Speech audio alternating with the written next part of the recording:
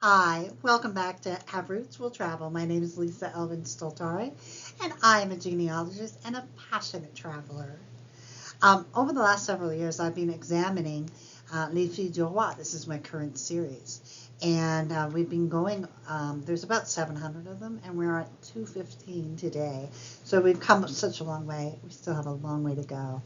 Um, and with that being said, before we begin the actual episode, I want to make sure to let you know of ways you can support the channel.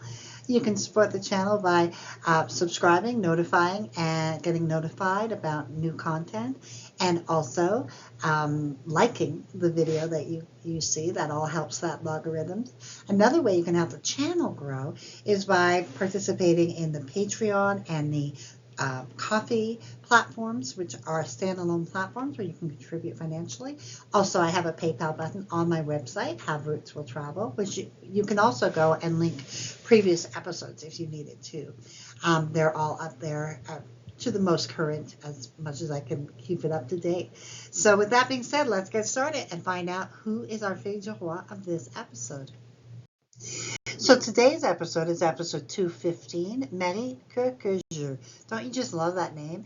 This was a viewer request. I do not have her in any of my files. So let's get to know Marie QueQuejeu a little bit better. So Marie was born in 1647 in a commune. Remember, commune means town. Alençon in France. Her parents were Denis QueQuejeu and Louise Duchesne.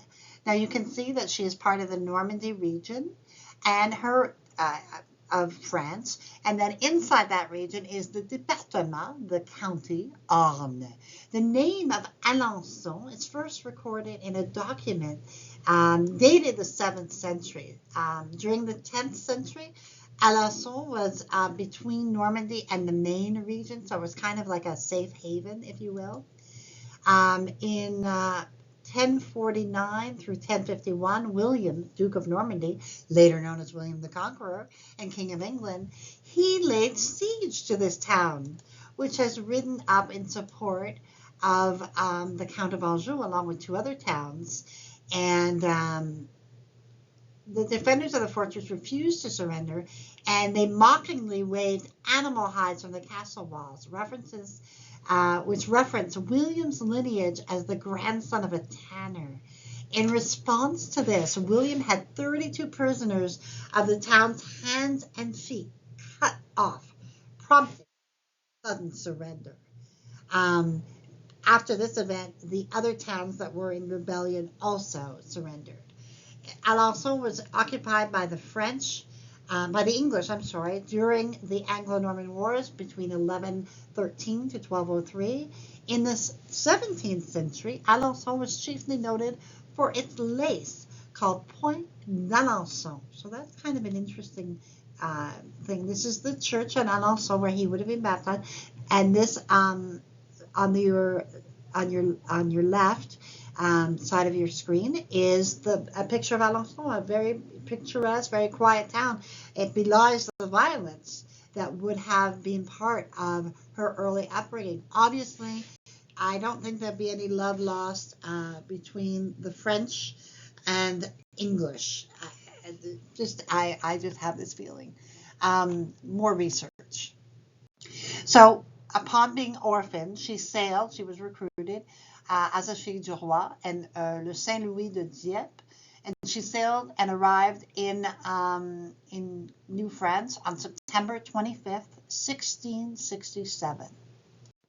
So the groom that she selected and who selected her, his name was Pierre Rivaux, and he was born in 1645 in La Rochefoucauld in France. His parents were Pierre Rivaux and Marguerite Dubouté. Now, he is found in the region of France known as Nouvelle-Aquitaine, and inside of that is the département, remember that's the county, Charente. This castle is part of that amazing history of this town, and it takes it Le Rochefoucauld. It is the Rock of Foucault, if you will, and that is the castle. And he set up a camp, if you will. The younger brother, Foucault, which became Foucault at some point, And it was built around 980, the fortress, and out of that came the actual castle. Can you imagine touring it? Um, as I said, Le Rochefoucauld is now part of a bigger commune called La Rochefoucauld en Angoumois. And so if you're looking for it, it's now been merged. That's part of the mystery of France and the agony of France trying to find out where these places are. And the church here in La Rochefoucauld, that is the church that he would have been baptized in. So Pierre arrives in New France on the ship Noir, and it is May 25th, 1664. He was typically an engagé, signed a 3-year contract, and to kind of to make money and see if he wanted to stay. The 3-year contract was up. I guess he wanted to stay because he married on October 30th, 1667, and Marie and Pierre were married in Quebec City.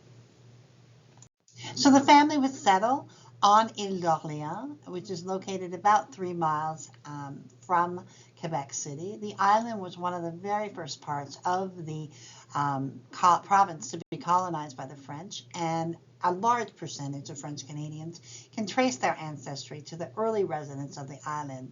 The island has been described as a microcosm of traditional Quebec and is the birthplace of Francophones in North America. Officials later changed the name to Ile d'Orléans in honor of the second son of King Francis, Henry, the Duke of Orleans. This island at other times was known as Grande Ile, Sainte Marie, and Saint Laurent at certain periods. And, I toured it last summer or this summer, and it was truly rich. I mean, you could feel the agriculture. You could feel you're almost in another place. So Ile d'Orléans, I really, really enjoyed and thought it was just a remarkable experience. You should go there if you have French Canadian. Heck, even if you don't have French Canadian, you should go there because it is that beautiful. And it's very important that you note that there are 6 different sections of the island, even though it's not that small an island, but it is Saint-Pétronille, Saint-Pierre, Saint-Famille, which is the oldest and first one that was formed in 1661. We have Saint-François, Saint-Jean, and Saint-Laurent. So all of these areas are important for you to know where your family was situated so that you could know where to look for your records, for the churches, that sort of thing. Well, I guess I was one of the rare people that actually moved back to Quebec City and were in Quebec City. Obviously, those of you, I also toured Quebec City. It's the capital city of the province of Quebec. 500,000 people live directly in Quebec City. It was originally named by the Algonquins who named the area Quebec, which in their native language means where the river narrows. Quebec City lies where the St. Lawrence River narrows. Samuel Champlain founded a French settlement here in 1608 and called it Ville de Québec. And there are city walls that surround it that date back to that time, which you can actually see. It's the only city in North America, north of Mexico, that still has city walls that are there. And, when you walk around Quebec City, you really get a feeling for what your ancestor would have walked around and seen. It's got that historic, as much as, it's the oldest place really in Quebec, in North America. It's one of the oldest places. And so, and just to visit it and see it would give you a real insight into your ancestors. Go on to have 6 children.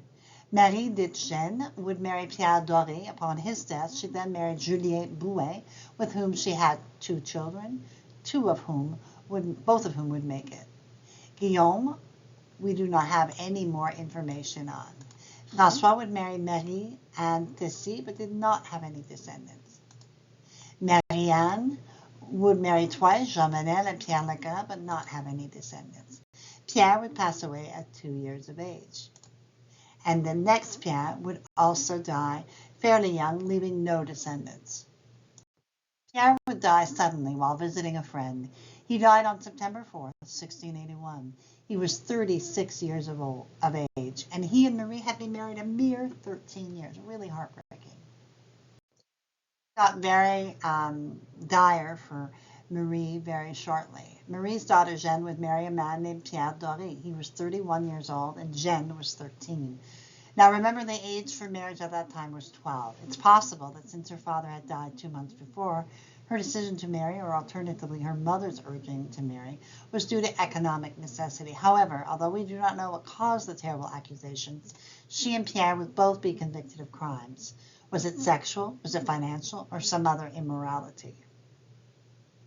So she and her son-in-law were essentially convicted of, adultery. She would die at the hands of the guillotine. She was 39 years of age. She was hung on May 14th, 1684, and she would leave but 23 descendants, which is a remarkable feat given the fact she only had one line, and that was that line of her daughter. Her daughter was also part of that, but was excused.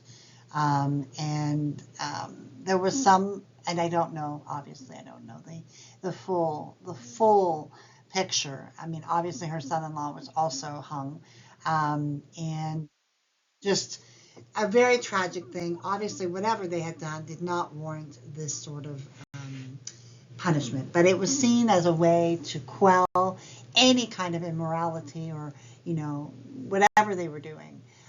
And this was the punishment that she merited. So more research into French Canada. One of the best ones is Société d'Histoire des Filles du Roi that you can see on the bottom left. It's a fairly new one to my edition. They have a lot of information, a lot of books they write and publish, and I really urge you to have a look at that website for further information, and all of the websites as well, and Facebook pages. So we end episode 215. Marie QueQuejeu, beautiful name, had a very tragic end. I just, my heart broke as I was reading and researching. I tried to find more information. And essentially it was the times, this is how they saw fit to punish the women who tested the morality of that time. She still left 23 descendants, and I would be, other than the viewer who requested her, I would be fascinated to know if anyone can trace their lineage back to this, very heartbreakingly tragic woman. So we do bless her memory, and we are thankful that she did come, and we are saddened that she had to experience the harsh hand of justice, or lack thereof.